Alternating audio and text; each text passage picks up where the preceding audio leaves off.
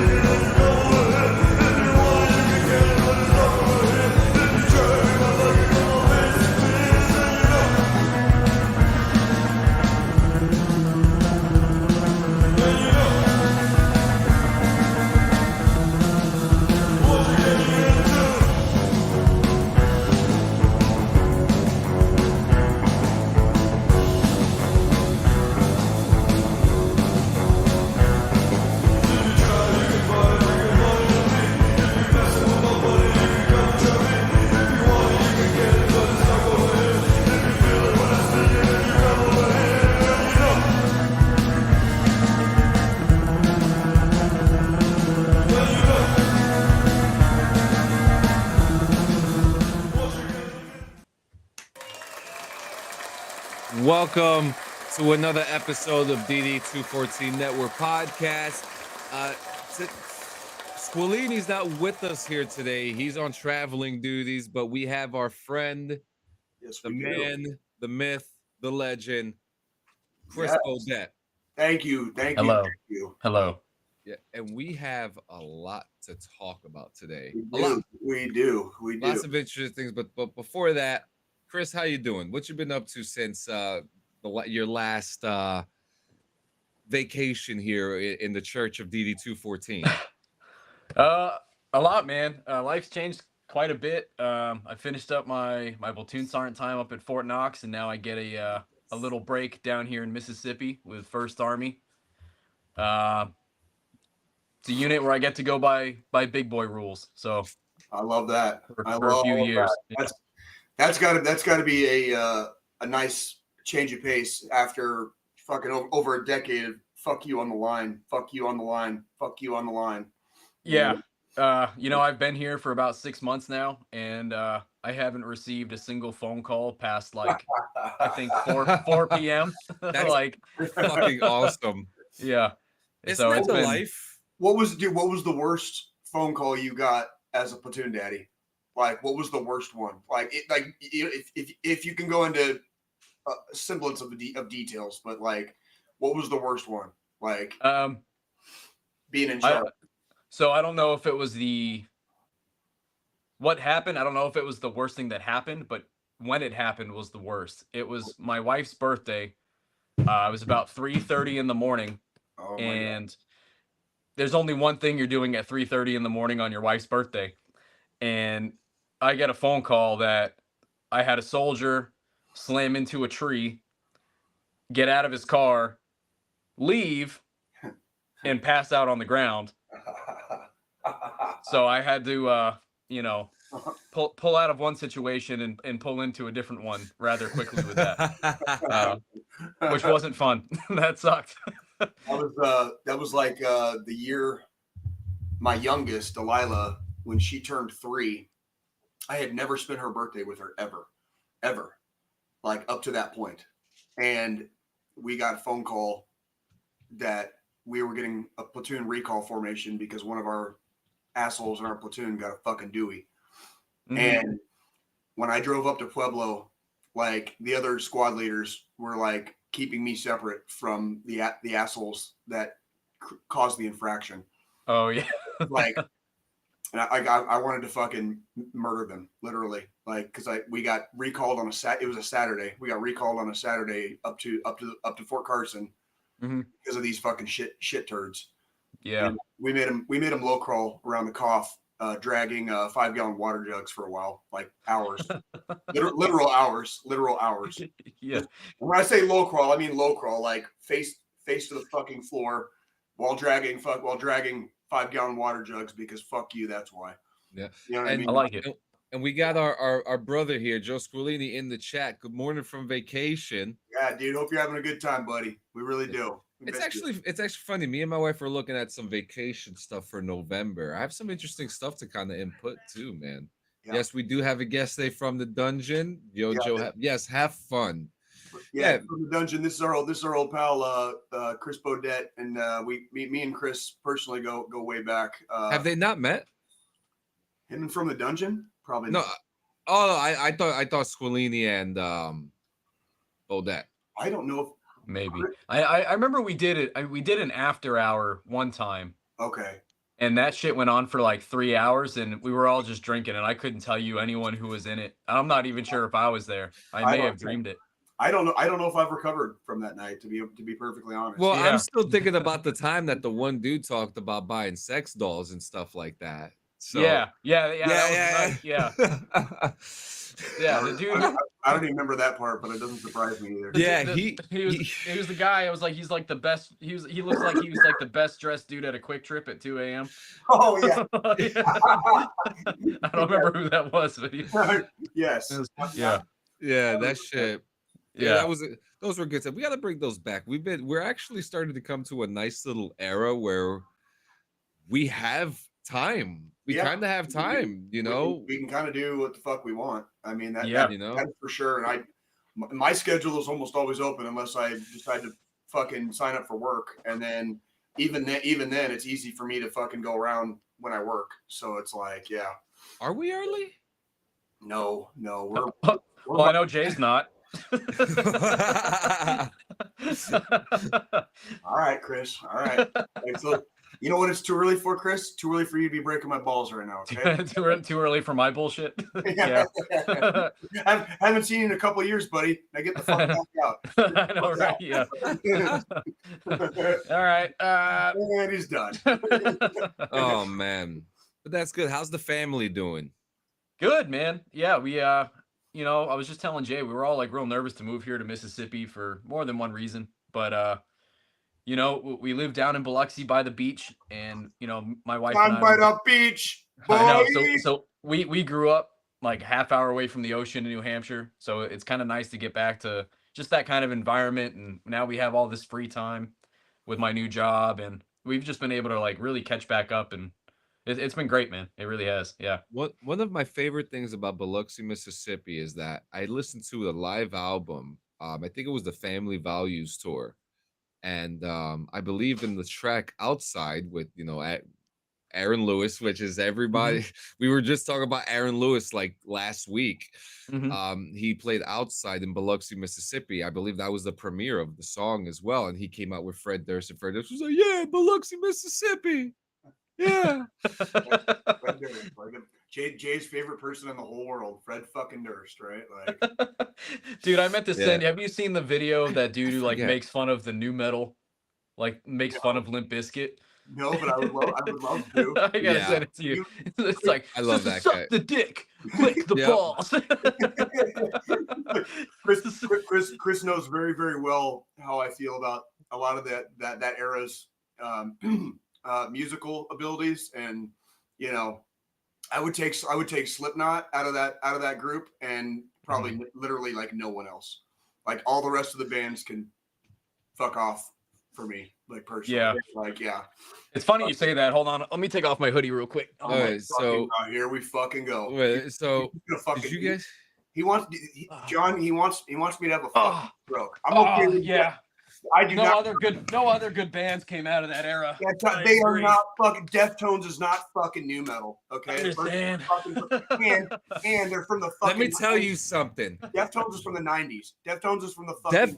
Let me tell you something. They are not new metal. Deftones right now are touring with the Mars Volta. Really? And I know. I hate the fact that I'm going to miss them on April 9th because they're going to be 2 miles away from where I live at Prudential Center, and I cannot make it to the show because it's a fucking Wednesday night and I can't find the babysitter. Dude, I missed the bus on the Mars Volta until like a few weeks ago. And Me too. I'm new on them as well. Yeah.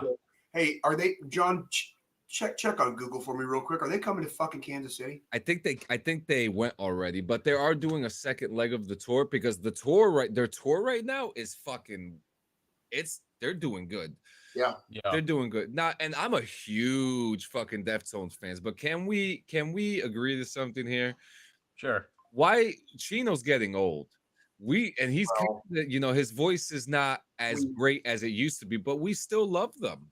Yes, and I want to go back and reiterate that I do not consider Deftones in any regard, way, shape, or form to be fucking new metal. I'm gonna agree with Jay here for one reason.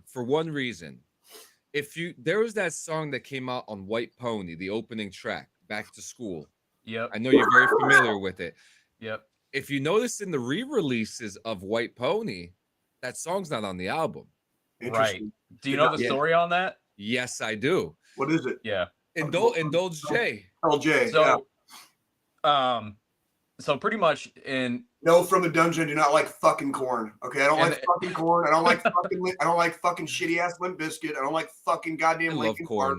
I don't like fucking Linkin Park or any of those fucking whiny fucking go cut myself fucking music bands. Okay, okay, like what's a fucking cut my rake into like whatever that shit fucking. That's Papa Roach, and I like him. I like him too. Fucking losers too. By the way, anybody that still wears a backwards fucking hat after the age of 30. Like automatically distrust. Okay, I just want to throw that out there. Okay, automatically distrust you if you fucking wear your goddamn hat backwards after the age of 30. Talking to you, fucking Durst. Okay. He doesn't wear the backwards hat anymore. Bullshit, he retired it. He wears a bucket hat now. Oh, because that's so much fucking. No, go ahead, Chris. What was the story? The joke was like Deftones very much got like sucked into that group, that group of new metal bands, and like they've that's why they were like they refused to tour with them, like they never toured with Korn because they didn't want to be associated with like new metal. No, but like when they wrote the album White Pony, and this might be like a 75% truth on accident, but essentially like. The label told them like it's not new metal enough. Like you need to have something that sounds more like these other bands. So last minute they wrote that song in like a day, recorded it the same day, and threw it on the album just to appease the label so they could release the fucking album. It's such a good song too. I know, but he hates it. Like they hate it. So that's why like when they re-released like the anniversary or whatever, they got rid of it, and they were like it was never supposed to be on the album. It was like a labelism. Yeah. They rearranged the order of the tracks too, some of them as well, which was kind of cool and it made sense. But it's nice to see that the band like that, like they released a Lollapalooza live show last year, and man, that was so good. But like you could see, Chino's aging. We're not getting any younger, John. I got bad news. No, I know. Smash Mouth was right. The years start coming, and they really don't stop coming. Yeah, But again, it doesn't take away. I mean, even the guitar player, it's not Stephen Carpenter anymore. It's his little brother that plays for Deftones now, and Stephen Carpenter is the recording guitar player. Interesting. Yeah, is it? I thought no. Yeah, I know. No, I'll have to look into that. He looks just like they look just the same. Just the brother is skinnier. Oh shit! I was gonna say that Chino himself has lost like a shit ton of weight. Dude, I think he's like he did. Well, because fucking all the TikTok girls now are like all about the Deftones. So I think now they have like this second revival. My oldest daughter got into Deftones like on her fucking own, like on her own, like with no provocation on my part. Like she just found them or had friends listen to them or whatever, and all of a sudden she listened to Deftones like on her own. I'm like, I ain't fucking saying no. The last time I saw Deftones, it was such an obscure show. It was in Philadelphia, and me and my boys actually got stuck there that night in the worst part of Philly at the train station because we couldn't get home in the middle of the night. But we went to see, it was the Taste of Chaos tour. Now that was the Used, that was their tour, but it was weird because the Used opened up the show. Then my favorite band came on, Thrice, which they're coming out with a new album this year. Excited for that. Then it was who the fuck was that? Story of the Year. Okay. Story of the Year played, and then the Deftones played last. And there was some other band there that I missed. I can't remember who it was, but that like I remember seeing Deftones that night, and I got hurt really fucking bad. And that was like that was the White Pony days. That's when White Pony had just came out. It was like, whoo, it was fucking crazy, man. Yeah. Crazy. But we had Deftones always seem to be where I'm not. Like, yeah. can never get there. Yeah, that's how I feel. I've never seen it. That's how I feel right now with Starset. I'm a huge Starset fan. That's yeah. I worked one of their shows like without like just Jay being typical clueless as fuck as usual. And you said something very honest. Their music was very radio friendly and appealing, but it was their stage presence and their performance was what like, okay, I could see this 100 times over because this was cool to watch. And then as I recall, I heavily judge bands and groups and whoever on their fucking fans. Because if I'm working a show, obviously I'm dealing with the fucking crowd, and Starset Starset's fans were in general they were very good fans. So I remember they were very well behaved, didn't have any problems that night. Fucking no complaints on Jason from working a show. You know but that fucking band. They must not like New Jersey or New York or something because they never fucking play here. They always skip town. They're in Pennsylvania and then they go to Canada. Like I'm not gonna lie, John. Like with all due respect, like the East Coast is pretty fucking intimidating. If you're not from there, but we have pretty fucking intimidating. Well, you realize we don't have festivals here anymore.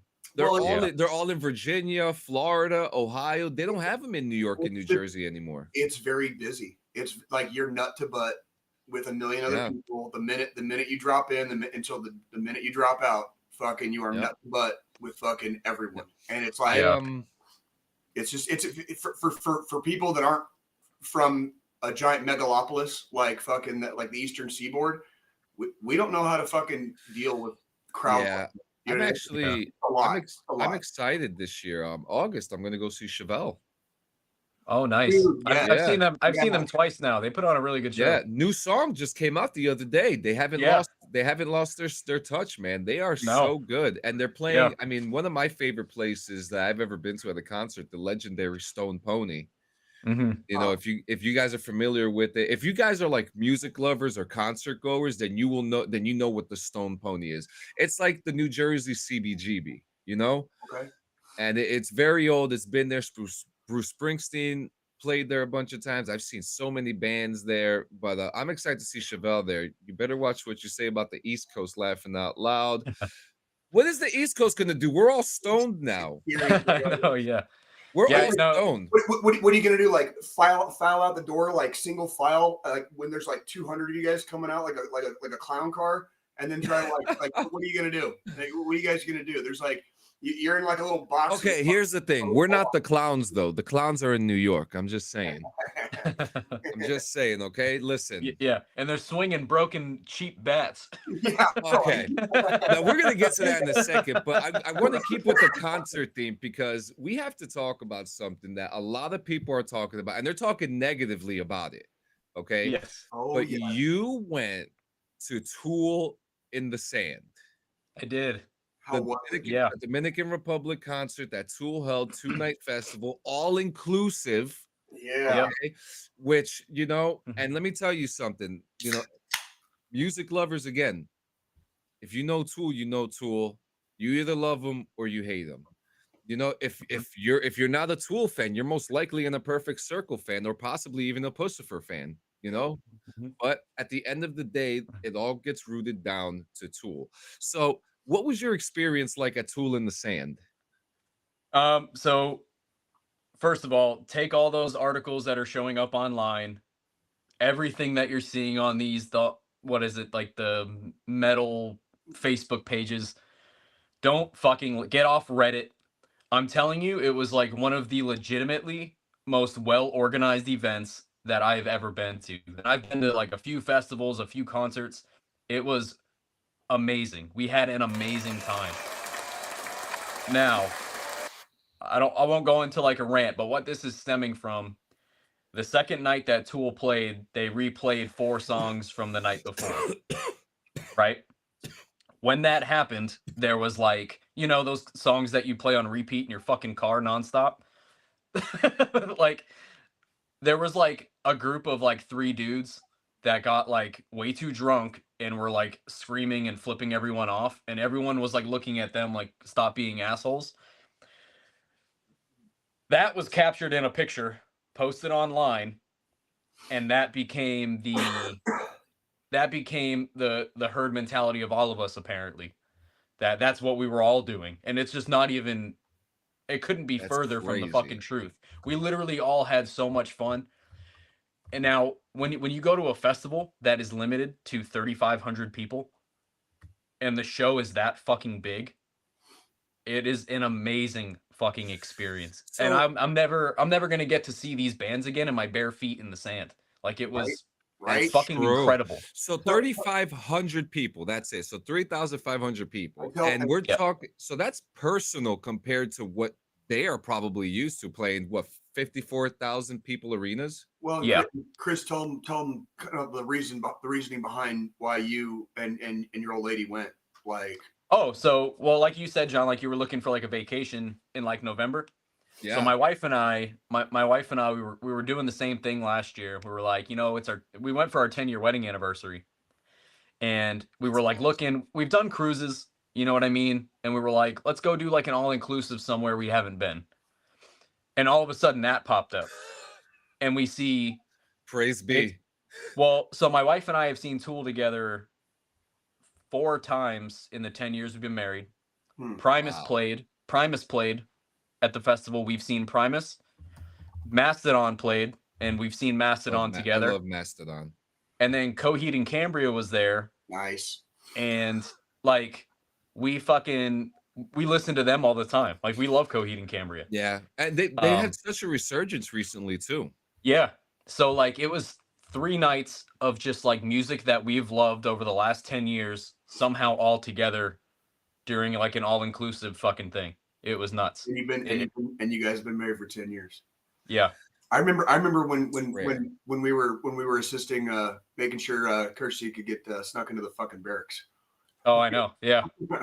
Yeah. You know, it's interesting that you say like you had all these bands that you really enjoyed over these years, and you got to see them in one special event. What's interesting about that is that whenever you go to a concert or even a festival, sometimes depending on the festival day, you have to determine what band you're going to see or which ones you're going to miss, you know? Yeah. And with something like this, you have the opportunity of seeing bands that you've been so into the last couple of years in one spot. Whereas you go to a concert, there's at least always one band you never heard of. Yeah. You know? Oh, man. So there was, those are just like the big bands that played. Stone Vet, thank you, brother. So those are like the big bands that played, but there were a bunch of smaller bands. Every day it started at about 4 or 5 o'clock, and you were there till about 11. Now, when you went into the closed off area, it was one stage, so you didn't have to worry about missing one band to see another. Right. Once you went into the area, there was, in the back, had Porter Potty Village. All up and down the sides were drink vendors, right? And all the drinks were included. Beer, wine, mixed drinks, it's all there. Whatever you want. And every night they had food lined up so you can get food as well. And every night was different options for food. Cool. All in the enclosed outdoor area. So once you were in the concert venue, you didn't have to leave for anything. I love it. They spaced everything out enough that, you know, 3,500, 4,000 people was around the number we got told, between 35 and 4. It wasn't crowded at all. Everyone had enough space to dance or jump around, have fun. You weren't bumping into each other. It was fantastic. And I mean, like, to hear people say it, compare it to Firefest, it's like, yeah, it's so silly, man. It's so silly. Some of the things that I've been reading, and it's so ridiculous. It's just like that the food was bad, that there were people just doing weird stuff. Like, first off, what's your definition of weird? Because there's a lot of different things that people are going to be doing weird on the beach during tour. Do you really think I'm not going to be on the beach making love to my wife while sober's on? Like, right. Come on. I think some people just like, they enjoy their own fucking misery. Yeah, And absolutely. really, like you spent all that fucking time, all that fucking money to go all the goddamn way to fucking the goddamn Dominican fucking Republic. Yeah. Just to fucking cry about it and bitch and moan. Right. You little fucking weeping goddamn vagina, dude. Like, shut the fuck up. Shut the fuck up. A vacation, a concert experience. Was the food included with everything that? Yeah. Yeah. No shit. Yeah, food. Yeah, food. Everything was included. And so we had talked about it kind of before the podcast started. What did he say? You said you got to be wasted to listen to Tool. Now, I like Tool sober, but I do like when I am intoxicated. Yeah. But have you ever listened to Tool on weed? On weed. We yeah, man. Oh, I was just gonna say something now. I forgot. But yeah, the whole thing was. It was amazing, man. It was so organized, even down to the smallest details. The first day, the merch booth was all line all the way down the lobby. And I mean, you were gonna wait for hours. So what did they do day 2? They put up a fucking barcode where you could scan the barcode, order the shirts that you want, and they're gonna mail them to you. So you didn't have to wait in line. And you didn't have to fucking dick around getting it back home over right to the airport or whatever. Yep. Right when you showed up. Me and Chris have a story about listening to Tool pleasantly squiffed.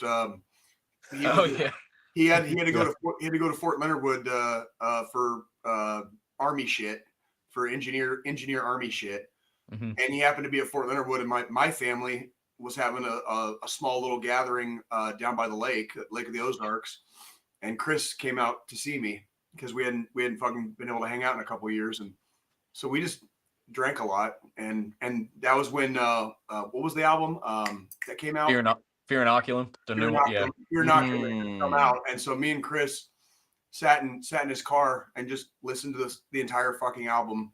Yeah. Pleasantly squiffed. We were not driving today. There was no driving. No, it was just parked. Yeah, at the campground. Parked car, just chilling at the lake, fucking in the middle of the night for no fucking good reason except to just chill out and listen to fucking Tool. So yeah. I've never got to see Tool, man. I never got the chance to see them. I think the most I guess band that would be in that weird mysterious genre would be 9 Inch Nails. I've never seen. Yeah. I saw 9 Inch Nails with Queens of the Stone Age and what's that band? Some Falling from the Sky 1979 or some shit like that. I can't. Smashing Pumpkins? No, not Smashing Pumpkins. No, the band. The title has 1979 in the title. I can't remember the name for some odd reason. But yeah, that was a cool show. That was actually. I went there. I was stoned off my rocker and I forgot 9 Inch Nails was going to be there. And we were about to leave after Queens of the Stone Age. And then everyone wasn't leaving. We were like, wait, why is everyone wearing a 9 Inch Nails shirt again? Oh, that's right.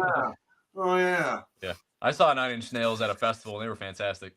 Do you guys think Tool music is just one run-on song? No. So, long story. That's the question, though. Very, very long, short story from Jay. Tool's been around obviously since the fucking 90s. I actually own a Tool shirt that is over 30 years old at this point. And it's it's just now starting to become de-threaded. You know what I mean? But it's the shirt belonged to my best friend who unfortunately passed away. But before it belonged to him, it belonged to his older brother. And it's from the Anima fucking tour. So it's an original. It's an original. It's the wrench that looks like a dick and balls. Oh, yeah. Yeah, it's got the giant cock and balls on the back. It says Tool. I have that fucking shirt, and it's older than it's close to almost older than both of you. I love those tour exclusive items. You know what I mean? I saw a band that had their first American tour here, Normandy, and I have a signed CD up there.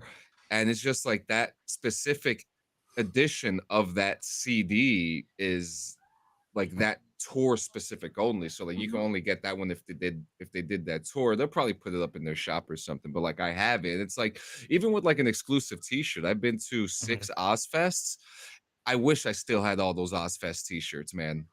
I've gotten rid of some shirts that would probably fetch some money now on the internet. I've just straight up gotten rid of them at various junctures. Turn it into a quilt. Plastic. Yeah, I've got like a plastic bucket like filled with like all those old concert shirts. And actually, here in like a week or two, I should be getting the one from Tool Live in the Sand. They had like a specific shirt made just for that event. So me and the wife both got one. Yeah. So the last I saw Tool a couple years ago now, up in Omaha, Nebraska. But that was a great fucking concert experience, and it was the first time I've ever seen Tool where they had goddamn they had seating all the way to the fucking stage. Like there was seating, like you sat down to watch Tool. Like people sit down to watch Tool now, which made me feel old as shit. You know what I mean? But because there was no general admission, it was like you were seated. Like but it was more of an experience. So it wasn't. Yeah. You know. When you go to a Tool show, the focus isn't on the band members like at all. It's art. It's all the art, and music, and yeah.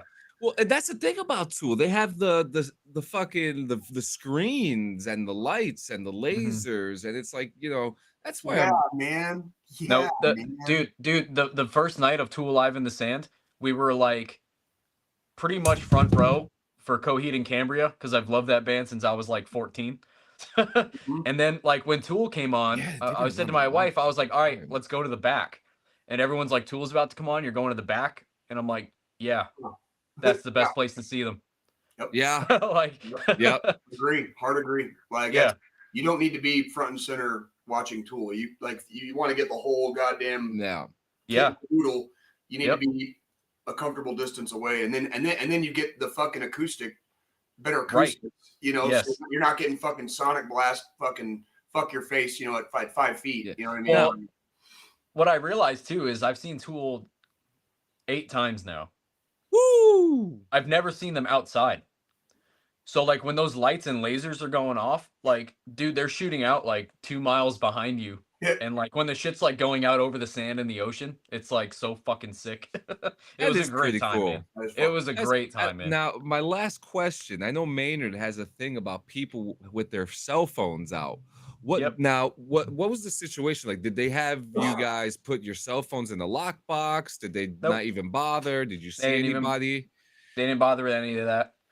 And it was on the beach too. So like during the day when they were doing sound check, you could just go out. You couldn't go into the gated area, but you could just stand right outside the gated area and watch them all do sound check. They didn't care. That's fucking cool. Yeah. Yeah. And would they perform a song while doing sound check? Yeah. Yeah. Oh, that's great. Yeah. What did they play? So sound checks are special, man. I think it was oh, Jay, you're gonna kill me. The fucking one on Undertow. The sex one. Prison Sex? Prison Sex, thank you. Yeah. Prison Sex is a good one. Yeah. With all this shit, blood, and cum on my hands. Yeah. We have a question. How do you guys feel about Gene Simmons canceling his tour and Kiss coming back for one night only in Vegas? Who? I've got a care around here somewhere. I guess. You know, there's also the there's Ozzy Osbourne. You know, he's doing that major show one night only. They're gonna drag his fucking corpse up onto the fucking stage, dude, and like make him fucking sit in a goddamn rocking chair. Fuck Kiss. It's not, and there's nothing really wrong with Kiss per se, but like. These bastards are fucking geriatric at this point. To me, it's like keeping motherfuckers in Congress, dude. It's like just fucking hang it up, dude. You're too old to fucking rock and roll at this point, dude. Okay, dude. So I went to Louder Than Life a couple of years ago in Louisville, Kentucky, and I think it was night 2 or 3. For real, yeah. Thank you, Bear. Thank you. It was like night 2 or 3, and Kiss played, and we were just like, we're already here. You know what I mean? Like, we'll just watch them. Dude, they blew our fucking minds. Now, I've heard a good show. I have heard a good show. They do. Is it like mainly like them prancing around with fire and shit during like pre-recorded Kiss songs? Sure. Yeah. But it's like the best Barnum and Bailey circus you've ever been to. You know what I mean? It's kind of like ICP. You know what I mean? Like you know what you're fucking getting. You know what you're like am I gonna pay $300 a ticket to go see it? No. But part of a festival, dude? Why not? It was a fucking blast. You know what I mean? I can see that. I can see that. Did you get reception in the Dominican Republic? So it was at the Hard Rock in Punta Cana Resort. The entire resort has Wi-Fi. So whether you're outside, you're at the pool, awesome. No matter where you are, you get Wi-Fi. Now what Verizon did, we got like a charge for roaming, but when when we landed, my phone automatically tried to connect. So, but when they saw that I didn't use like any data at all, like they just took the charge off, so it wasn't a big deal. Oh shit. Yeah, but like you can't go wrong with that. No, the resort itself has Wi-Fi everywhere you're at. So it was nice. Very good. Yeah. Very good. So, man, overall, great experience for you. You have no complaints. Not a single one, man. I mean, and the internet needs to shut the fuck up.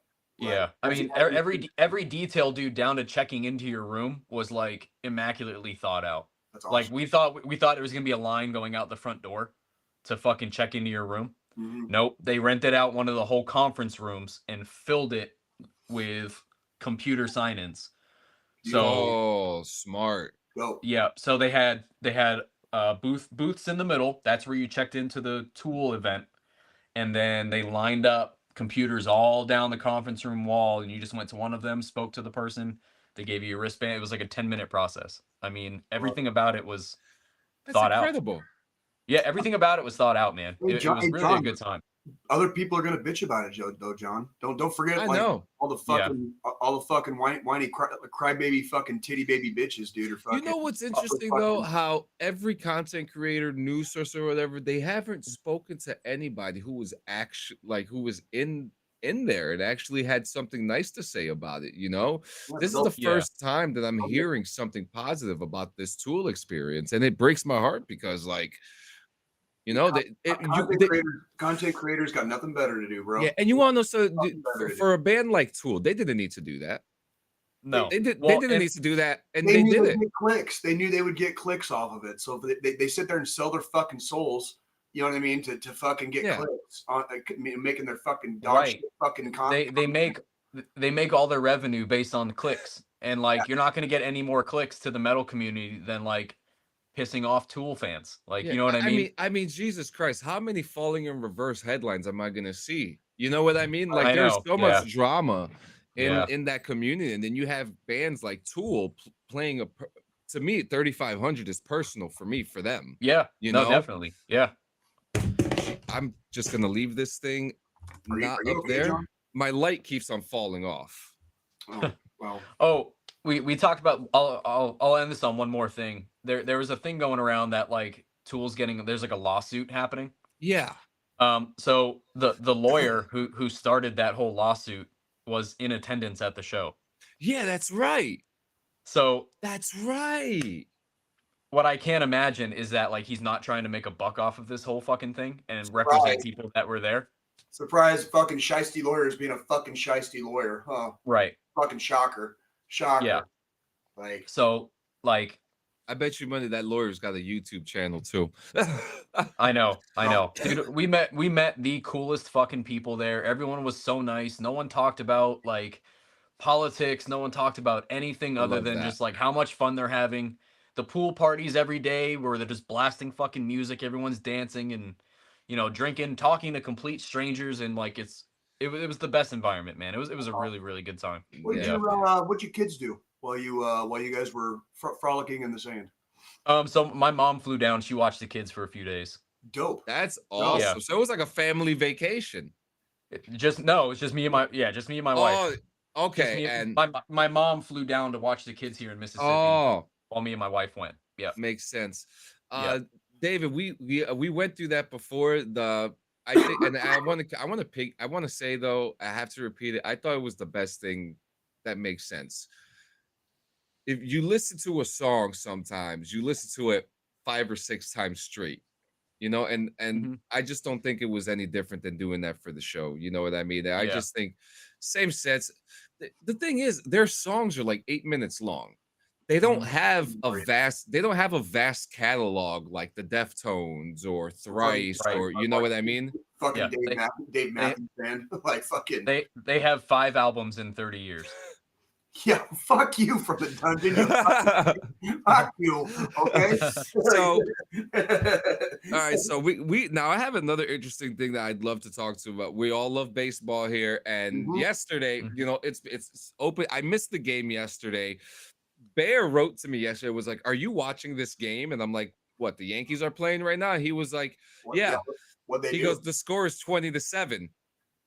They literally they hit 4 home runs in the first fucking inning. Yeah, dude. Yeah. Now, it was like 3 home runs in the first 3 pitches or something like that, wasn't it? Yeah. Here's the funny part about that. Nestor Cortez this is his first game playing as a Milwaukee Brewer after being sent there from the New York Yankees. So think about how that looks for the guy playing against his own homies on his first day, and the first pitches that he throws are all home runs. Right. And what are you gonna do? Shit. That's baseball. Holy shit. I mean, but then there's another conversation between people like Aaron Judge, Volpe, I forgot who the other one was. It Chisholm, about this. Are you tracking this, Jay? I saw something on the internet about it, and I did not read the article. Yeah. What's the what's the skinny? Look at the bat, dude. Yeah, I can see the shape is definitely not your traditional. Is it legal? Is that a legal bat? So after doing some research, it does fall into the legal requirements. It's in size, no cupping on the cup. It's everything is where it's supposed to be. But they've made it so that the wood, you see where like the logo is, there's more solid wood there than there normally would be. Yeah. So that's where you would normally hit the ball, and bless you. I was gonna say that they like changed the center of gravity on it almost. Yeah. Like shifted it. Yeah. I don't know much about weight, but the sizes are all good. Everything is there, but now I need to ask you guys what I'm a diehard Yankees fan. You guys are for your respective teams. What are your thoughts on this on the outside? Because if like me, I almost kind of feel like this kind of came out of left field, these new bats. I'm not familiar. Yeah. I would literally have to do a little bit of research on my own and have to get back to you on it, because I just literally just saw this. Like I said, it was like a blurb. Yes, we do. Somewhere on the internet. I didn't even look at it. I've been chasing my team here in Kansas City the last couple of days, watching them play. They fucking gave up their season opener on a really, really fucking shitty base running play in the 8th inning. We probably should have won that game, but we ended up fucking winning yesterday. So I was happy with that. So I think we're 1-1 right now. Yeah. Boston's 1-2. Yeah. How's Boston looking this year, Chris? Are they looking? Have you paid much attention? I watched the home opener. Just the last few years in general, they've been struggling, man. Yeah. With this freaking bat though, I think if the Yankees had put down like 3 or 4 runs that game, no one would even care. Yeah. I we'll see. Are they playing tonight? Like if they use that shit tonight or tomorrow, like if there's consistency there with like 20-run games, I think then it's going to become an issue. I think we have to see if this is like a one-off experience. Yeah, they played today at 1:30. Yeah, so we'll have to see Today's the 30th, right? Yeah. Oh, good. Then we're playing in a couple hours then. Yeah. I'll probably go to my local watering hole and fucking watch the Royals game today after we get off the podcast here. Yeah, and Bear wrote to me and told me about it. I had to look at the highlights, and I was like, "What the fuck is going on?" And what the fuck was Nestor Cortez thinking, losing all those pitches to home runs in the first part of the game too? I know. Yeah. I don't want. I remember. So we talked about this on the podcast. Obviously, it was last season, but when the Royals made the playoffs and then we beat the Orioles in the wild card round, they did bear. They played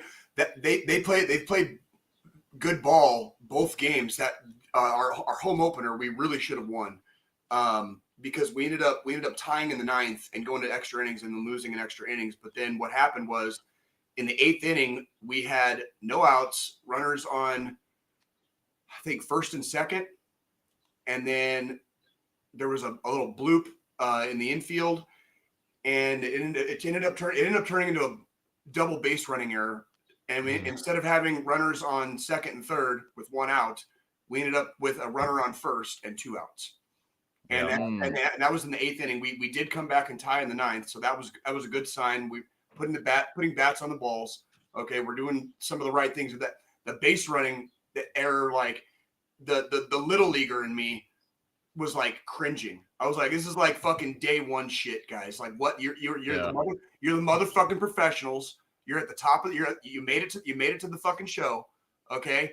And we're running bases like fucking kindergartners, okay? Yeah. Like what the actual fuck. Yesterday they played a much better game. Yesterday, a lot more. It was a lot more short up. It was the God damn. I didn't even know he's on one today, talking shit about KC, talking shit about Boston. I'm like, okay, from the dungeon. I see you, homie. I see you, dude. How do you feel about Miami? For Rob Zombie of all people. No, wait a minute. Rob Zombie. I didn't even know Rob Zombie was from Boston. I don't know. I had no idea. I mean, Aerosmith, I don't think there's anything great about them, but they're good. I mean, they lasted for quite a while. I mean, they made it from the 70s all the way into the 90s, and we're still going pretty strong in the 90s. Didn't they just do their final tour recently? Who the fuck, dude? Who knows? I think they were supposed to, but it didn't happen. Yeah, he ended up burning like a hole through the back of his head with more cocaine or something. Yeah, that part. That friendly white powder will get you, kids. I know. Yeah. Now here are some things I'm thinking about at the moment. So there is no way right now that every team in the MLB is not talking about this. And there is no way that they're at least not trying to figure out how to at least get a contract with this bat maker, because Louisville's not the head bat maker anymore. I don't know who is at the moment. Really? I did not know that. Yeah, I didn't know that either. It's not Louisville though.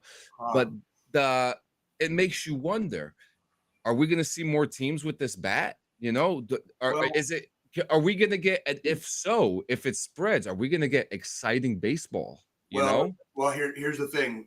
Even if the bats kind of work, kind of like you're saying, even if that was true, they probably should do something, because pitching has taken over baseball again. Yeah.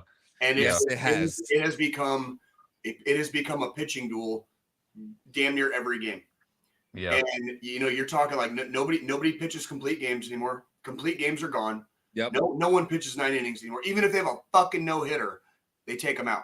They take the pitchers out. Nobody in some cases you're getting 3 pitchers a game. The game is fucking shifted. And you can, it's basically a pitching duel, and you're just waiting to see which pitcher is going to fuck up first and allow runs to score, basically. Yeah. And what I do like that baseball's done is they added the clock, and I think that has tremendously improved the product, where we're not sitting there for 2 minutes every time in between every pitch. I'm still kind of on the fence with that. I do enjoy not having to wait as long, but I also don't like a rushed pitch either. You know what I mean? They seem to have gotten fairly adjusted. And honestly, quite easily. Like, they still have 20 seconds between pitches. They've got time. What were you going to say, Chris? I'm sorry. I like the pitch clock when I'm watching a game at 6:00 at night on like a Tuesday, and it becomes like a 2.5 hour game. Yeah, instead of like three hours, go fuck yourself. Right, but now we went to, Jay, that we were at the stadium till 1 a.m. Yes. Right, but now on the flip side of that, I took my son to a game. Yeah, we went to a Red Sox game when we went home one time, and the game was like 2 hours and 20 minutes or something like that. 2 hours and 15 minutes. Like a movie.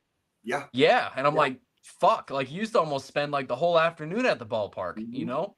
Yep. Now, luckily, we got there like an hour and a half early, so we did all the cool stuff like around the outside of the field, and because but all the the game modern itself- stadiums, the modern stadiums right now, they're museums right now. They're beautiful. Like Yeah. you go to the stadium and you have stuff to do before the game. It's great. right? Yeah. Speaking of which, Kristen, we never made it to Kaufman, did we? We did. I don't think so. No. You've never been to a Royals game, have you? Like, No, but back like when I lived over there, no one wanted to go to a Royals game. So it was I mean, what are you gonna do? I have on the flip side of that too, really the Royals were probably in our budget, probably $10-15 tickets. yeah. It I happens. do. When they're losing, it's you Yeah. can pretty much walk up to the gate and buy a ticket and fucking damn near sit anywhere you fucking want. Yeah. Just No, I will say- Sox are the same way a few years ago. All my years being a baseball fan, and I never got to sit behind home plate until me and Jay went to Kaufman. And I will always live like in that moment. Like that to me, like sitting behind home plate and seeing like Aaron Judge like 50 feet away from me. fucking dude. Yeah. Like that, and that was 23 surreal. feet tall. Yeah. yeah. That it was I will always live in that moment because like I never got to I always got to sit in the nosebleed where the baseball players look like ants and stuff like that. Right. Actually, we had a good time that night. We did. Yeah, so we'll move on. I got some nerdy stuff I want to bring up to Beaudette real quick because I know we always get into our comic stuff, but this is actually interesting. I saw this. What do you guys think about the new Hulk Hogan drama where his ex-wife is saying that the daughter never invited them to the wedding or showed them the grandkids and she's still pissing and moaning? That whole family's fucked, dude. I mean, talk about a fall from grace, dude. Isn't it funny that once you have a reality show, it's just downhill from there? Well, I know. Anybody with a mentality that wants to do a reality show, I have to imagine like there's a lot more skeletons in that fucking closet. Yeah. That's, like who would put themselves on fucking camera? Hogan's a mess right now. Dude, he's out of touch. He's old as shit, and he's just ruining his legacy. Like I don't think he's gonna have much of a legacy left by the time that once the dust settles. Yeah, he's pretty much shit all over his legacy. It's kind of like Metallica, dude. Like clearly 1980s wrestling would not have become what it became without Hulk Hogan. Mm-hmm. We can easily say that it's bona fide. It's true. Hulk Hogan's also a piece of shit. Yeah. So both things can be true. Both things Yeah. can be true. And now you hear some of the stories of other wrestlers that were around him in WWF and WCW before everything was taken over by WWE. A lot of the backroom stories are coming out. The locker room stories are coming out that the dude was just kind of a piece of shit the whole time. And what do you say to that other than I'm not surprised. And now his fucking wife, his ex-wife's a fucking piece of shit. Not surprised. You know what I mean? Like, isn't the son's a piece of shit? The daughter's a piece of shit. They're all. I don't know, man. Yeah. I haven't followed any of that. I don't know if I'm even tracking. I don't know. I could kind of care less about. Yeah, did you know that Hogan was still alive? Yeah. Usually, like, dude, my algorithm's so fucked. If it's not like a Hulk Hogan like brother meme, like, I don't get anything else. He's on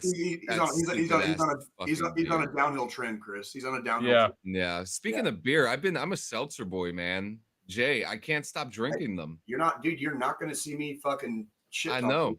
Like, I've been drinking. I'm drinking again, Beaudette. I'm a bona fide seltzer alcoholic. Are you? Yeah. Yeah, man. I've been cutting back a lot. Like good. I drank at the Tool thing. Went 2 weeks without a drink. I mean, you when you go to something like that, when in Rome, Yeah. right? Yeah. But yeah, it's just I don't know. I've had to cut back. They had to do a sonogram on my fucking liver recently. Oh yeah. Yeah, I've got fatty liver apparently. So, yeah, probably. is it from the drinking or is it from the medication the other medications that they give me? Because like my liver still has to fucking process like literally anything, right? So it's like, is it from column A or is it from column B? You know, Yeah. and thanks to Mother Army, you know, I have a slight beer drinking habit, but Yeah. it's Well, but, here. well, it's like I go 2 or 3 days a week now without imbibing, and when I do it, and when I do imbibe, it's usually not quantity wise, it's usually not that much per se. Yeah. Yeah. And I spent the first 40 years of my life functionally in very good shape. You know, at whatever age I was in very good shape. So it is like, to me, it's the question of, well, I can get sober for 6 months, and then what are you going to tell me when my liver's still fucking fatty in 6 months? Yeah. Quit. Well, here, man, Quit drinking. where I'm like, my daily life is now work at 9:30. We don't do PT. You do it on your own. And I'm home by like 2 Fuck o'clock yeah. most days. I'm I home. love I'm home that. by 2 o'clock on most days. Yeah. And that's like if I go to the gym, I'm home by 2 o'clock after my hour drive home. You know what I mean? Right. If I choose not to go to the gym, I'm home by 12:30. Right. So like it when I first got here, it was kind of tough, like really just because of boredom. Yeah. You know what I mean? Like I'm in Biloxi, it's a tourist area. There's craft beer fucking everywhere. Right. So I would just sit there trying them all. Are you like me? Like even like when I'm home, I drink less when I'm at home. So it's like if I go to the watering hole, sure, I'll have a few fucking pints. I call the fucking Uber driver. I go home, make my dinner. Going home singing Waterloo. Yeah, like Yeah. feed the cat, go to bed. But when I'm home, I got fucking beer sitting in the fridge and it stays there for a couple days usually. Yeah. Well, my favorite thing to do here is I'll take my bike on a ride down the coast. I'm gonna be right there with you from the dungeon here pretty quick. Apparently, like my doctors are starting to like grind their teeth every time they see me, and I'm like, motherfucker, I'll do sobriety standing on my head, but you better give me a real fucking good reason. Is it the fucking alcohol or is it the goddamn other drugs that you're fucking putting me on? Like I'm on fucking blood pressure medication now, fucking folic acid, fucking bullshit, fucking. There's a list. There's a list, and if I gave them their choice, I'd be on a lot more. So is it the fucking 3 to 6 beers that I have, you know, when I buy, or is it the other medication? Like, especially when it's like when you drink like Bud Lights and shit too. It's not like a real heavy. No, I've been on a big Yingling kick since they finally started selling it out here. Oh yeah, I've been on Yingling, but even Yingling isn't. Again, when I imbibe, when I go to my watering hole, boys and girls, if you ever visit Kansas City, like, yes, Jay will have a fucking pint with you. Do not expect to see Jay drunk. I'm getting long in the tooth, and I do not celebrate like I used to. So it's pretty rare. It's pretty rare for me to actually get twisty. You know what I mean? Like I got a little twisted. I got a little twisted on Friday, but it was because for some reason at that night everybody wanted to fucking buy me drinks. You know what I mean? Like that was the first time I would say I've been like drunk in probably a couple months. Yeah. Minimum. Yeah. Like I get right up to about where I start to buzz, and that's usually about the time I'm either drinking or ordering my last drink and tabbing out. And it's like right when I get to that little buzz level, because like I said, I come home, I fucking turn on the video game, smoke a little weed, you know, and I'm feeding the cat, feeding myself, and going to bed. You know what I mean? So yeah, and that's the other thing. That's the other thing from the dungeon. My diet would not indicate, you know, like I don't eat a lot of fucking greasy shit. Oh yeah, I eat a lot of pizza. I eat pizza every day. I'm fucked. Enjoy it while you can, John, because like I already know what these motherfuckers are gonna tell me. They're gonna be like, can you get sober for us? I'll be like, yes, I can get sober. What are we gonna do in 6 months when we come back and I still got the fucking problem? Because if I get sober for 6 months and I come back and I got the same problem, guess what I'm gonna do? I'm gonna keep fucking drinking after that because you're fucking wrong. Find out what the actual problem is. Stop putting the goddamn cart before the horse.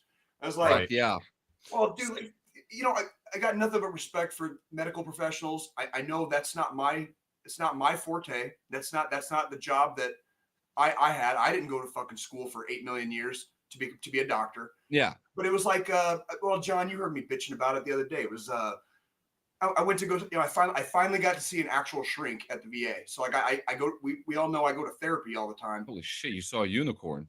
Well, literally. That's a unicorn. John, it took me 9 fucking months. Yeah. Just to get seen, right? Just to get seen. Our second Second goddamn fucking appointment together. Second time me and this dude have ever fucking conversed. He's like, well, do you think you might be okay? Would you be okay with or possibly being going in inpatient? And I'm like, inpatient. I'm like, motherfucker, I live in a quiet ass fucking house by myself, dude. You're already an inpatient. I'm already fucking inpatient here, motherfucker. Like, this is the most at peace I'm ever gonna be. Jesus fucking Christ, dude. Like, you think I need a fucking meadow and like go frolic with horses and a fucking pond? Motherfucker, there's a meadow and a pond across the goddamn street. And read Rorschach cards all day. They wonder if my goddamn blood pressure's fucking all high. It's like, can we not put the fucking cart in front of the fucking horse, dude? This is as peaceful as life gets for me right now. My children are being cared for in Denver, in Denver, Colorado. They're flourishing. They're having what seems to be a great time with their mother. I'm not saying no to that. And they have a house. They have a house waiting for them here with their bedrooms, waiting for them here whenever they decide to return or visit or whatever. That's fine. But what in the finger fuck am I going to do inpatient? Like, I already go to fucking therapy every week, multiple times a week. Okay. I live in a very low stress environment, functionally low stress environment. Like, what in the fuck do you want me to be inpatient for, motherfucker? Yeah. Like, what do you really think is like good is that going to do? Like, you know what I mean? Like, it's like, I know I might have, what would you call it, Chris? An element of the crazy, but it's not something that is, aggressively fucking active.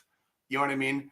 Yeah. I have my issues, sure, but it's not this crazy, like whatever. And to have somebody ask me that the second time they fucking meet me is like, it's kind of a fucking slap in the face where it's like, are you just trying to get rid of me? You know what I mean? Like, are you just trying to get rid of me? I don't remember her name. I was seeing this fucking behavioral health specialist. Fort Knox is very small, so like their behavioral health office gets very backed up. So what they do is they put you do like a Skype thing with someone, right? Dude, I don't know if she was just like the worst at her job. It completely like put me off on even doing it. Like I would make like the next appointment, and by the time I was ready for that appointment, I was more pissed off knowing that I had to fucking talk to her again. Right. Dude, she would there were times where I would like log in for my appointment and she just like would not come on, and then would email me like hours later like, oh sorry, I had to take care of something. And I was like, yeah, it was me, dumbass. Like, you know what I mean? Where we at, bitch? Like, yeah, like I don't know if she just like didn't think I was going through shit or what, like just didn't believe me. And she was like, oh, I'm a low priority fucking guy. You know what I mean? Like, I'm 32 with gray hair. Okay, like I was stressed the fuck out. You know, like 32 with gray hair and a fucking shit and a whole ass platoon to fucking worry about. You know what I mean? Yeah, I get it. That's fucking hard body shit right there too. By the way, well, it's fucking it's just one of those like it really makes you feel like you're not being listened to, and it hurts my heart because I know the doctors care. I know my therapist. I know my therapists care. I know the shrinks care. It's not a lack of care on their part. It's just like you're barking up the wrong part of the tree. Yeah, like, that's not the part we should be talking about. What we should be talking about is like where does some of these traumas come from? What can I do? What can I do when I have these moments of extreme distress and agitation, which unfortunately for me sometimes happen daily. You know, and it gets rough. That's the best way I can put it is it gets fucking rough. Yeah. And like you said, dude, like I'm not a medical professional. Apparently she was, but like, you know, like, so like I grew up like most of my life without a dad. So like a lot of times I struggle with being a dad myself. You know what I mean? Because I just never really had that, you know? So I'm just like, am I doing this right? Am I being a little too harsh? No, you're doing. You know what I mean? You're doing it right, Chris. I appreciate it, man. But like, I've been watching you really are, yeah, man. I've been watching you for a while. You're doing fine. Oh, thank you. But like, she didn't touch on anything with my dad. Like, you mean to tell me there's not something in there that's, you know, like, well, yeah, it's been like lodged in that bitch like since fucking childhood and like right scratch, dude. if you really, I don't want to terrify you, Chris, but wait till you get out, dude. Like the shit that bubbled to the fucking surface. I'm talking like within 6 months of ETS, just bubbling to the surface like so much, like so many fucking like beer fucking bubbles. You know what I mean? Like as soon as I got out, as soon as we fucking finally made it to Kansas City, I'd be sitting in the fucking basement at my former girlfriend's house where we lived at the time, and just like, well, where the fuck did that fucking come from? Like I haven't thought about that in fucking years. Some of it was Army, some of it was not Army, some of it was so far pre-Army that I was like, the fuck? Like I haven't been to Tucson in fucking years. Why am I thinking about that dumb shit? You know what I mean? One of my best friends, when he got out of the Navy, he's like, dude, I spent 6 years in the Navy, and when I got out, I like remembered who I used to be all of a sudden. And it like he's like I didn't realize I wasn't myself the whole time I was in, because like you're in the military, you're forced to kind of put on a different face, and we do change, like like kind of like that Deftones song, I watched you change. Like, but he's both but he has his preferences though. Yeah, right now PlayStation. I don't have an Xbox, but I play my Steam Deck more than anything. Steam Deck is great. Well, while we're transitioning to some nerdy stuff, we had a cool conversation about some reading material, and I was talking about that there was some stuff that got me back into comic books. I know every time I see you, I gotta tell you about some comics I'm reading, and I found this. It's a new series that just came out. It's called the Absolute series in DC. I don't know if you've heard about it or know anything about it, but no, I haven't heard anything. So I'll save the best for last. All right. Wonder Woman's a demon. Nice. Okay. Superman is humanitarian as fuck, like even more humanitarian, and Batman is poor. Doesn't have his wealth. He doesn't have a butler. Alfred does exist, but I'm not going to spoil that for you. But the only thing about Bruce Wayne is that he's about the size of a fucking football player at the age of like 21, which is absolutely insane. But like I got this new, I just picked them up. This is the foil cover variant for Absolute. This motherfucker, hang on. There we go. This is the foil cover for Absolute Batman #1. And this is a Batman even Jay would like. I definitely like when he's not rich. Yes. So not both of his parents are dead. That's another thing. One of them is dead. He's not, really, he's not wealthy. But the interesting thing here is that if you notice here, he has an axe on his hand. I can dig it. And it comes out of his chest piece. Does he kill? He incapacitates them to a point where he leaves them borderline death, but he still doesn't kill them. His weapon stuff is cool because he has daggers that come out of his ears, and he stabs people with them. That's cool. He's got the axe, and it's a great storyline. I mean, there's 6 issues right now. Yeah, he's crazy. The Joker doesn't look like a clown. He doesn't have like the makeup and stuff like that, but they call him the Joker because he never laughs. More of an ironic name. Yeah, but I've got all 6 issues right here. Actually, one of the plastics are ripped. Actually, beautiful set. But the Absolute series, dude, I promise you, will bring you back to comics. Like it is so interesting. It's been a while, man. Yeah, I haven't read comics in I couldn't tell you how long now. I got big. I was one of the rare dudes who liked the New 52 when it started. I didn't really keep up with it. I liked it too. Especially since it was connected with like the Watchmen universe, and Dr. Manhattan had something to do with that whole thing. I was like, yes, sign me up. Yeah.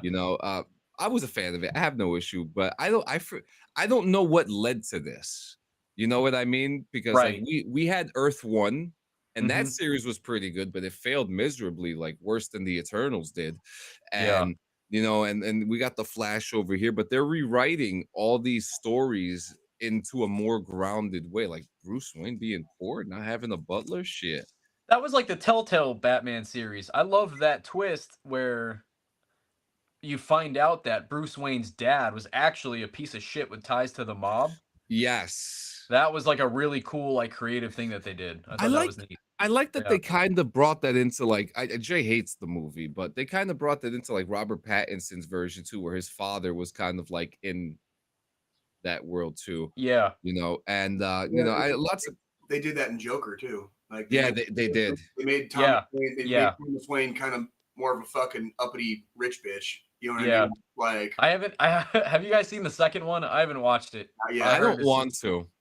Me neither. I love the first one too much to have it ruined. Yeah. I'm curious. I am curious. I will probably break down and probably view it at some point in the near future because there's some nights I just get kind of bored and I don't feel like playing Red Dead. I don't feel like playing Ghost of Tsushima.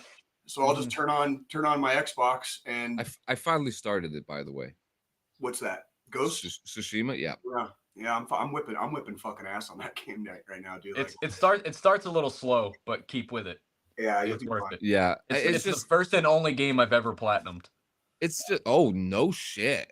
Yeah, I'm not big into the trophies, but that one I finished it after doing everything, and I was like, I'm not done. You know what? I'm just gonna go chase the trophies now because I just want to keep. Wow, interesting. Yeah. It makes it work. Well, and it makes it worthwhile. It really does. You know what I mean? Yeah. Like, you know, and I love I think I said this last week. I love writing the poetry, writing the haikus. You know what I mean? Oh yeah. Like I love that element of the game where you get to write basically your own haikus, and like that's fucking. I was like, you know, being a warrior poet, you know, it's pretty fucking cool. Yeah. You know what I mean? Yeah. Now, Beaudette, you were telling me about a book you were reading. Tell us about it. I know it's something Jay might actually find interesting too. Yeah, so I had told Jay about it a few days ago because I wanted to mention it on the podcast. This is a great platform and a great audience for this book because of the premise alone. So, long story short, without the spoiler, easy synopsis, right? It's a Coast Guard veteran and his ex-girlfriend's cat. His cat escapes one day or one night. He goes outside to get the fucking cat, and everything in the world that has a roof, so a car, you know, patio, houses, buildings, everything, simultaneously and instantly gets sucked into the ground, inside of the earth. And what happens is a giant 18-floor dungeon is created. And humanity is given, everyone who was inside is instantly killed. The only survivors were whoever was outside at the time. Huh. Everyone's given a choice. You have like 15 minutes to enter the dungeon or you're going to die. And once you enter the dungeon, if you fight your way down to the 18th floor, you can save your world, or else it's going to be destroyed for resources. Now, the twist... That's so cool. The twist is that everyone that's inside of this dungeon is part of an intergalactic fucking game show / reality show that gets broadcasted across all of space. You just sold me. It's like fucking it's like some Rick and Morty fucking interdimensional cable shit.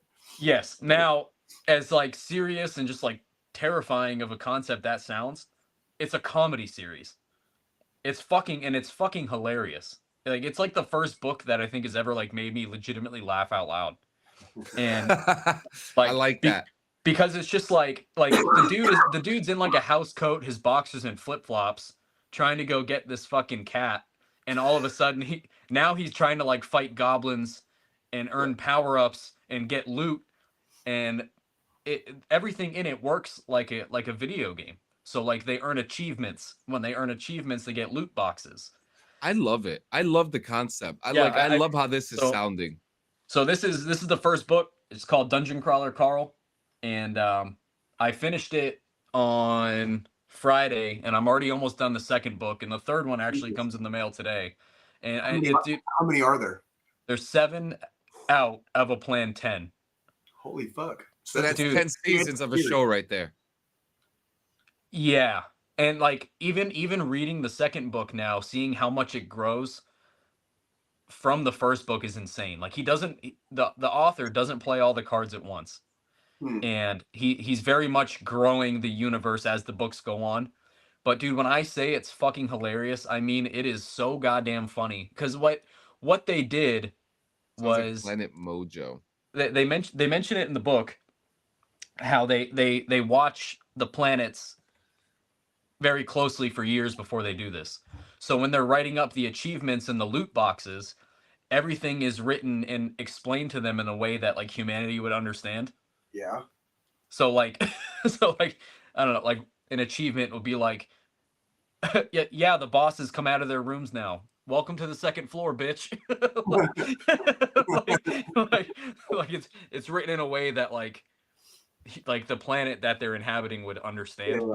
and it's Did fantastic, man. Did either of you ever read Hitchhiker's Guide to the Galaxy back in the day? No. Yes. You did. I've read the first one, Okay. but it's very. I see it get compared to that a lot. It's very much like if I had to name 3 things that it reminds me of, it's Squid Game, Hunger Games, and Hitchhiker's Guide. Interesting. Yeah, That's a great mix too. Mixed into like a Dungeons and Dragons type. Where is the idea. author? Where's the author from? I don't know where he's from. His name is Matt Dinneman, and he started the series typing it and posting it online during COVID, and it got huge through Patreon. Then got published. Good for and him. Yeah, now you can't find a bad review for the book. I mean, I can't recommend it enough, man. It's so fucking funny. Like on a scale from 1 to go to Barnes and Noble today, like 10. Like I really, really enjoyed it. Yeah. He's from Washington. Check that out. He's from Washington State. Okay. Washington. Okay. He's an American. Okay. Yeah. Oh, but like it has fucking heart. Like it really is like at its core just about overcoming the most ridiculous thing you've ever seen. And like I don't like reading the books with the jacket on. So like I take the jacket off and the first thing you see, which is great, is just "You will not break me." I love it. I like that. And I'm a fan of that too. I always take the covers off too. I love the hard book covers because they usually have a nice engraving on them. Mm-hmm. It just feels better when you're hanging on to it like a baby, you know? If you're a fan of like any fantasy and video games and you hate reading, I think you would legitimately like this book. And if you love reading in those things, it's even better. Right. See, that's cool. And like it's like a good like I was saying to you earlier, it's a good concept for a game, TV show, movie. I mean, that's 10 movies. Well, I would prefer 10 seasons of a show. You know, Right. because you get more story, or you could do so much more with that. But that's going to be something I'm going to put on the list. And from what I'm reading on like some of the interwebs here, they're calling it like it's literally like a turn-based dungeon game. Yeah. That you're reading as it's happening. Yes. Yep. Kind of. Yep. Now, but I also go ahead. My bad. Oh, sorry. No, you're fine. I was also saying I like the concept of like there's like a reality show within this. Like I'm a huge reality show guy, and I had said a couple weeks ago that Squid Game 2, the season 2 of Squid Game had a lot of like reality TV tropes in it. Yeah, and like if you're a reality fan, you'll see it. You know the camera angles. I really am. Check out the reality joint, but like those. I feel like a lot of writers and a lot of producers and just a lot of people in general are starting to see the value that reality TV has. And it's not the drama, it's the actual games themselves. For example, because the when you play games, whether it's like a Big Brother or Traders or a Hunger Games, there's going to be drama with it all together, and that's what makes the show. But the real story is the winner and how the winner got to win. And I think that's something special. And when you add reality television styles of perspectives into books, television, video games, I think that it brings a little more grounded immersion into the story as well. It does. And with this too, like they fight like boss battles, like there are bosses you have to fight. And but like great. But some of them are like goofy models like of like social commentary. Like he fights something called the Crack Karen, where it's like this huge fat like fucking Karen type person like with tentacles that like but again there's like awesome. Are you sure he just didn't get dropped off in Kansas City? Yeah, possibly, yeah. The Crack Karen, and that could go so many ways too. That's yeah. Hey, it's Crack Karen. Oh my God, it's the Crack Karen. I don't want to give too much of the book away, but it is it's fantastic. I told Jay I was like I haven't been this excited about a book series in a real long time. So it's exciting to find something that kind of sits well. But Yeah. check out the last book I read recently. Well, I guess I'm done because I just have like the epilogue left. Yeah, I'm done with the book. Is Wool. Mhm. And Wool is it's about a group of people in a silo. They don't know how they got in the silo. They don't know how long they've been in the silo. They just know that they're in the silo and they can't get out. And if you get out, you can't come back in. So it's a dystopian story. Sounds like From. You guys watch From? No. Oh, I'm not familiar with From. What's that? I've got to watch From. That's what service is it on? Like who carries it? I think it's AMC Plus. Huh.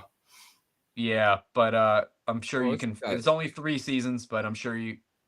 It's not done yet. It's planned 5. But it's got my boy from fucking from Oz.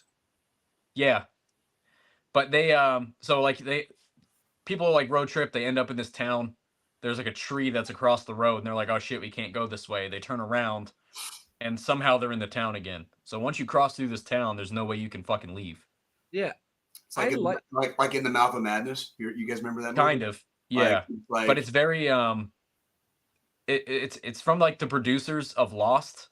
Okay. But yeah, I can right now.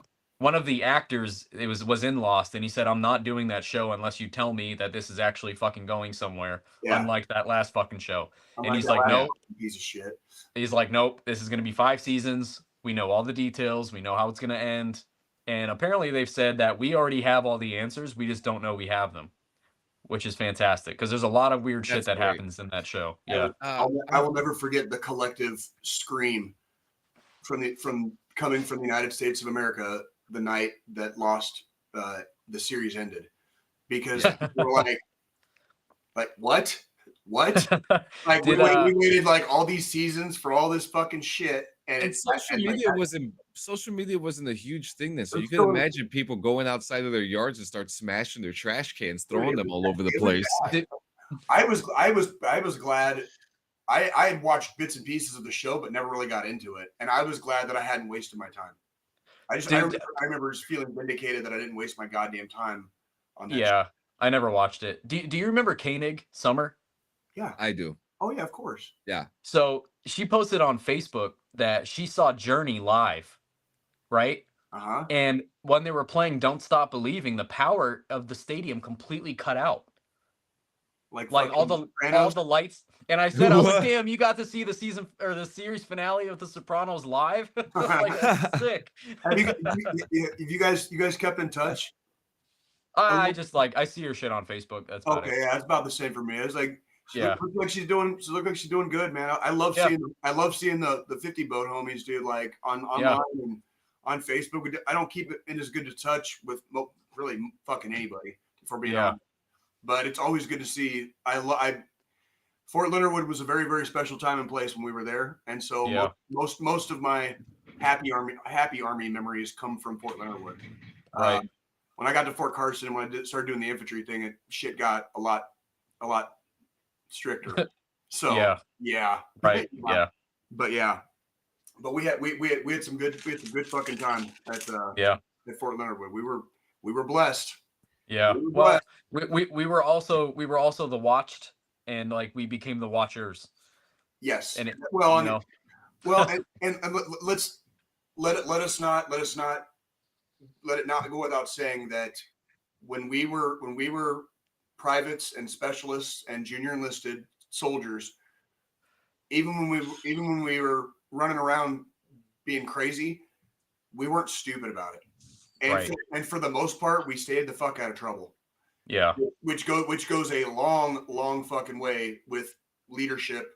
And when you become an NCO, and then when you become an NCO, you're like, okay, this is your left and right limit. If you go outside of them, you're fucked. And I know because I was there. I know because I was there. I used to be your fucking rank. Yeah. All I'm asking you to do is stay right in between here. If you go outside on this way or outside on this way, you're fucked. Like I've got Go bowling, but put the bumpers up. You know? Yeah. I never cared if my Joes partied in the barracks. I didn't fucking care who they were seeing, who they were dating, who they're fucking. It's none of my goddamn business. And if you're not going to use the bumpers, use the dinosaur tail. You know? Yeah, I memean seriously, it's like it's not hard. It is not hard to stay the fuck out of trouble. It's like I'm 44 fucking years old now. I take an Uber to the fucking bar and I take an Uber fucking home. Right. Because it's not fucking hard, kids. It's not fucking hard. You know what I mean? Yeah. To this day, you know, we talk about responsibility, accountability, you know, being accountable for your own fucking actions. You know what I mean? And we had a good crew. We had a good fucking crew at Fort Leonard Wood. We were very lucky. We really were. Yeah. Not every company had the morale that we did. You know, and a lot of it was because we hung out all the time, not just at work. We hung out after hours all the fucking time. Oh, dude, not even the company, the battalion. The morale in the battalion was just, it was one big happy fucking battalion. Yeah. For the most part. I don't know if we were. For a while. Yeah. Army happy. Army happy. Yeah. Yeah. You know, it's real funny. Like, Jay said, I was once your rank too. It's so funny how you could say that. And like, it's literally the exact equivalent. I was your age once too. And basically, the funny part is that person who is higher ranked than you could be about 10 years older than you. Mm-hmm. And you don't even realize, like, oh, yeah, they've been through it too. They've been through it too. I mean, Christ, I joined the Army so goddamn late in life. I was fucking 10 years older than a lot of my peers. I was 10 years older. Yeah. And I was a, PV2, PFC, fucking, specialist E4, going through the breaks at Fort Leonard Wood and downrange in Afghanistan. But my peer group was fucking 23, 24, 25. You know what I mean? And like when me and Chris met, Chris wasn't even fucking 21 at the time. He hadn't he was 19. Yeah. Fucking 19. And I'm sitting here in my 30s, like, hey kid, you want to drink some Jack and Cokes? You know what I mean? Like, that's the fucking Army, but we didn't get in fucking trouble. We didn't get in fucking trouble, did we? You know I am your age. Well, the age that you were when you met me is the age that I am now. Yeah. And how fast time flies, does it not? What? That's crazy. How fast time flies. Yeah. I'm gonna be 37 in May. Like the years start coming and they don't stop coming. Smash mouth. Do you hear that, Chino? man, what a day. But before we get out of here, are you watching any good shows right now? Anything exciting that we should probably be checking out? So I know me and you talked about Severance. If you haven't watched Severance is now's the time. 2 seasons are done. You're not going to have to wait. I'm going to hook up Jay with my credentials so he could watch that. I think he would. We were talking how Jay needs a mind bender, and Severance is that mind bender. Chris is like the original. Like, he knows how fucking fickle and picky my ass is when it comes to entertainment. And he has literally had to put up with me being a little bitch about what I watch and what I fucking ingest as far as like entertainment content. Like, and to his credit, he's been patient with me. And there's been a few times he's like, Jay, just shut the fuck up and check this out. And I'll be like, okay. And I'm like, hey, it's fucking great, and a lot of times it is. But are you tracking like what the premise of Severance is? So Severance is there's a company called Lumen. Now, what they do is they inject something into your brain that separates your work life from your personal life. Yeah, John's been talking about this for a couple of weeks. Yeah. Totally worth it, man. Other than that, my wife and I don't know if I don't have my man card here, but there's a show called The White Lotus. Stop, because this show has been haunting me and my wife because we just watched 1923. And Murray Bartlett is in the last episode, and he plays a piece of shit in that last episode. Okay. And I heard of Murray Bartlett from The Last of Us, and Mm-hmm. he's one of the guys on the White Lotus, and people keep on it keeps on showing up on my ads. It's on my TV right now. Like it's showing up everywhere, and now you're talking about it. I have to start watching it now. So the premise of the show is a little different. Every season, so what the White Lotus is, it's like a rich people resort, right?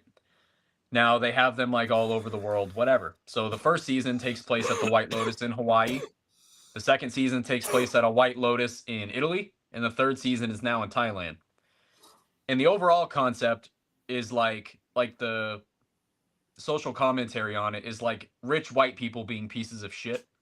But every season always starts with a dead body, and the season progresses to how that dead body got there and who it is. Shit. Now the first season is it's funny. It's good. There's a lot of drama. It's kind of a chick show. I heard it's kind of like a sarcastic comedy. It is, yeah. Now the second season I didn't like as much because it got too into like romantic drama.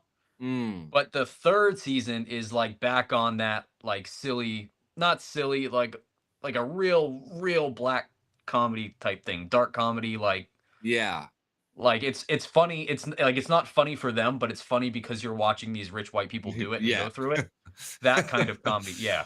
But it's good. And now that there's 3 seasons or characters from like each season are kind of getting sprinkled in, and they're slowly threading along all of the seasons, where the first 2 seemed very their own story except for one character.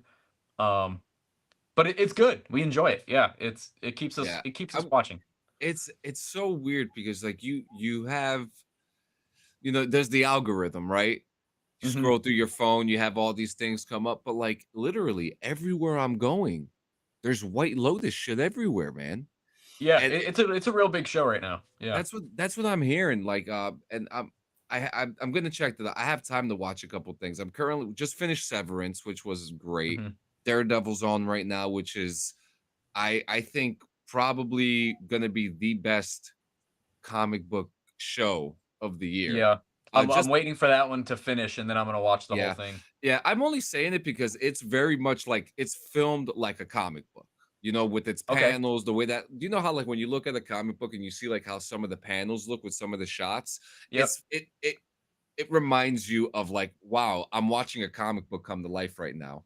And that's why I'm really enjoying Daredevil. It's very gritty, it's very dark, it's really good. It's really good. And then I just started Dope Thief, which it's that looks it was like a last impromptu like, oh, this show is out, there's 3 episodes, let's check it out. I usually boast about something that I'm watching, but I never really talk about shows that I'm not 100% sold on yet. I'm not 100% sold on this one yet. 3 episodes in, and it's about 2 best friends who dress up as DEA agents and they rob small-time drug dealers. And people in Tucson were doing that shit when I fucking lived there, dude. Oh shit, yeah. I'm not joking. It might be an influence. They would literally put on fucking cop uniforms and fucking raid stash houses. Yeah, and that's what they're doing in this show. And you can, and obviously, like all tropes go, they robbed the wrong house, But it's gotten deeper than that. It's federal stuff now. But like, I'm not. It doesn't have me yet. It's got one of the actors from the Civil War movie, which I thought was a fantastic movie. I don't know if you guys have watched that. But A24 is coming out with another military movie called Warfare. But yeah, I'm very excited. I think that comes out in like 2 weeks or less than 2 weeks. It comes out April 11th. Yeah. But yeah, Dope Thief is a good one. I'm really enjoying that. Severance. And then we just started a movie last night called The Gorge, which is also on Apple TV. Yeah, I saw trailers for that. I don't know how I felt about it. I'm 20 minutes in. I'm still figuring it out. I'll keep you posted. I watched the Netflix release a documentary about the Joplin tornado in 2022. Oh, really? Oh, yeah, I watched that too. Yeah. It wasn't too bad. It was okay. It was kind of rough. It was kind of rough watching. Basically, everybody that they cover in this documentary were all like teenagers or in their early 20s when it occurred. Yeah. So you're kind of seeing young adults like our age and younger would be younger. They'd be younger than me, obviously, but your guys' age group, and you can still see that they're still traumatized by by the events of that day. And that part for me was kind of hard to watch. We covered that a little bit, didn't we? We've talked about weather events. I don't know about that specific documentary. I got bored this week. I've been, for the most part, kids, like your friendly neighborhood Jay has just been bullshitting around the house. You know what I mean? So I don't do a lot during the week right now. A lot of masturbating. A lot of fucking smoking weed, playing video games. You know, I do some push-ups here and there, and I call it a fucking day. Have you watched Substance yet? The Substance? No, that shit looks fucking stupid. No. The movie? Yes, fucking movie, and fuck no. I'm not even wasting my goddamn time with that. You should. No, fuck no. It looks good. You should. You fucking should. I heard it was pretty good. It was pretty good. Good cast. Apparently it won some fucking Oscars. Yeah, it's very good. like that. You know what else won an Oscar, Chris? The fucking Hurt Locker. Okay, so I don't want to fucking hear it. Okay, I don't want to hear it. All right, believe it. With respect to that movie and the participants who I do not respect that movie. Like, hey Jay, that shit. Hey Jay, what? Shut the fuck up and watch The Substance. Fuck you, dude. Fuck you, dude. It doesn't interest me. It looks dumb as fucking shit. I read the synopsis. I don't know what. Chris, this is going to turn into another fucking Batman. This is going to turn into a Batman thing. Or what was the fucking TV show? Oh, Fallout. I made it fucking like 30 minutes into fucking. Yeah, he Fallout. didn't like Fallout. Fuck Fallout. That was a waste of my fucking goddamn time, dude. Fuck that show, dude. You didn't like Fallout? Was good. I thought Fallout was good. If you played Fallout, apparently, I made it about 30 minutes and turned the fucking shit off, dude. If you've never, I would understand. Like, if you've never played Fallout, you know how fickle I am. Does the ghoul remind you of him though? Like Jay is the ghoul. Yeah. No, man, the substance is way better than it probably should be. Like, that's like you can't. I keep hearing that. The thing is, it's shot really well. Like the commentary on like what they're really trying to tell you about like our society is like fantastically done. I can see some of those elements, but for the acting was like top notch. Like it's a good movie. Who is that? Jennifer Connelly and Margaret Demi Moore. Demi Moore. I'm sorry. I always mix those two up all the time. I don't know. They're pretty brunettes. I mean, what are you gonna do? You know what I mean?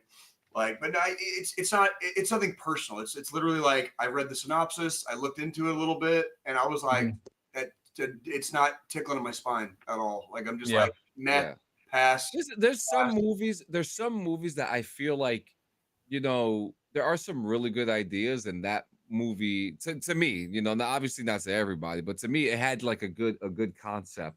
Kind of like there was that weird Christian Bale movie that he did where he took his eye out in the movie. He was like a war veteran or something like that. It was a goofy movie. Played a really goofy character. I can't remember the name of it though. Yeah, I didn't watch the movie. I just know that he played this character, but like I kind of think that movie had a good concept of it because it must have not been that good because I can't remember it.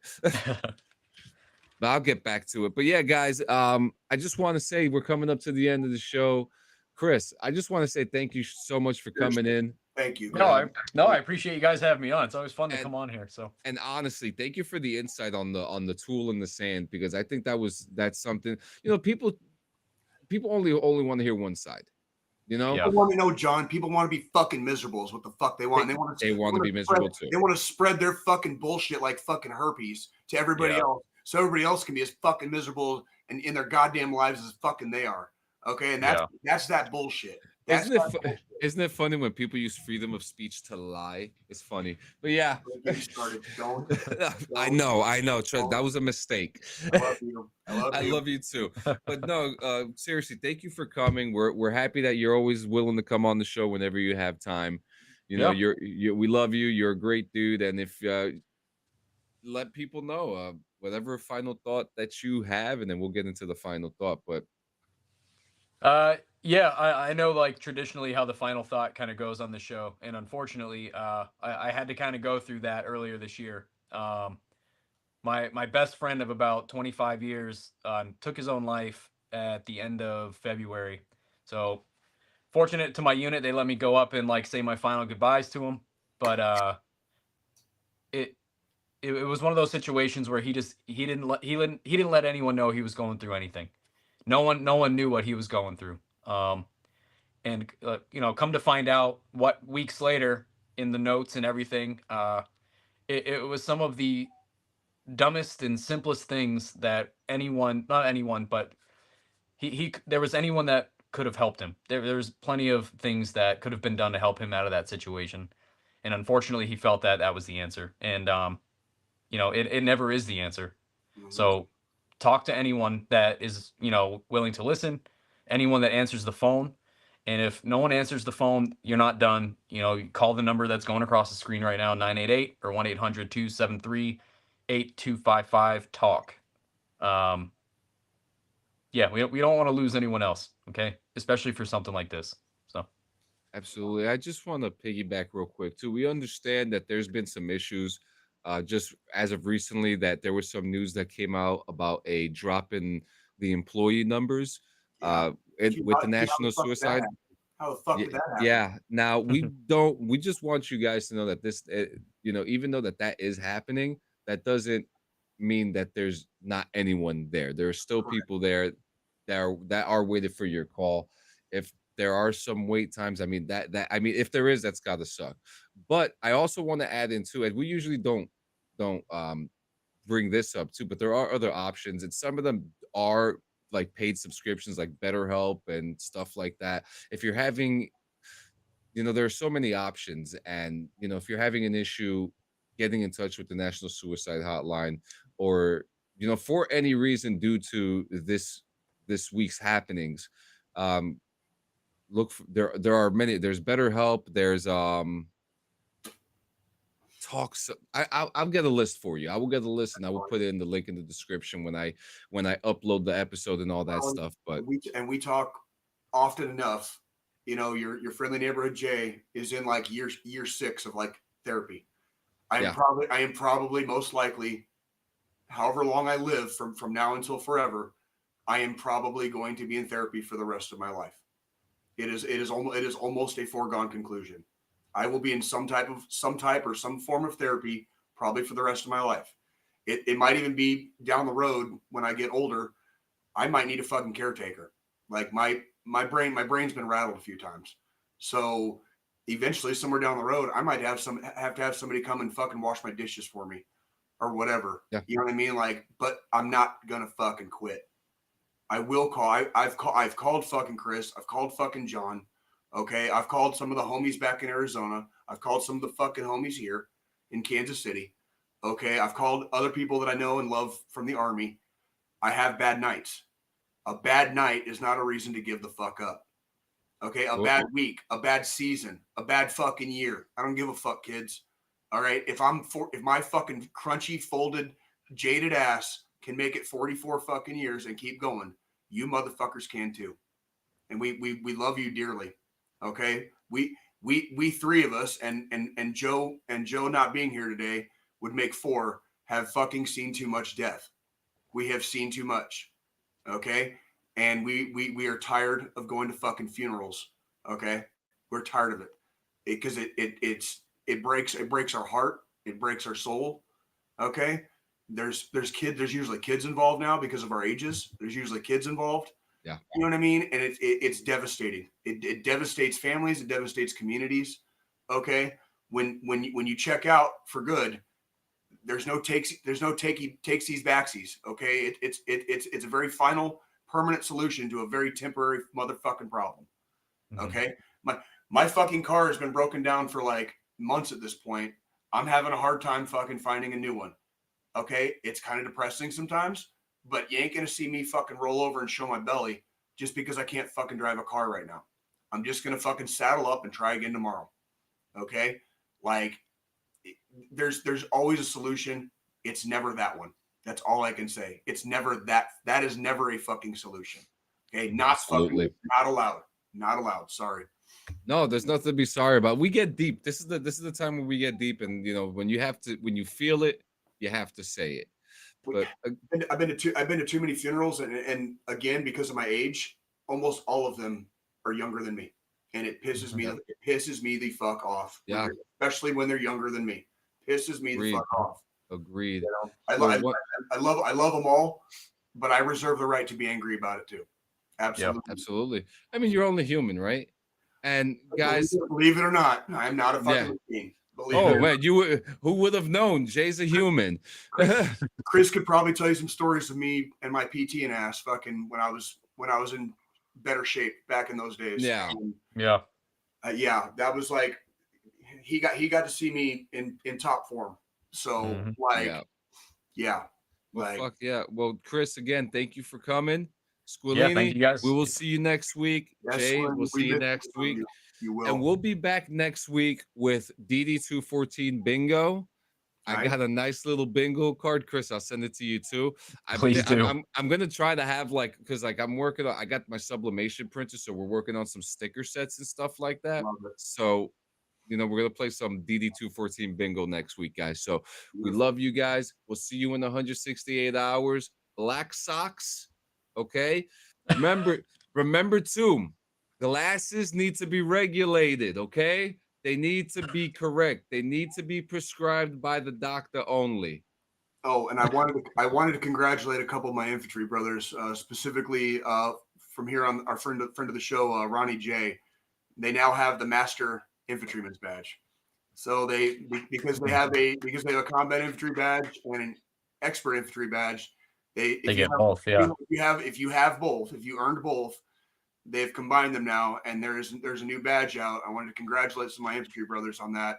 Also the combat medics, and also it'll be for the cab. They'll have one for the cab, but the showrunner is the Master Infantryman's badge. And congratulations to some of my brothers Major ups picking that up. I've already seen it. Dude, my boys are fucking squared away, dude. It's like they've already got the shit fucking sewn on, and I'm like, that looks pretty. That looks. It does. Pretty. And then, hey, and goodbye. Cobalis.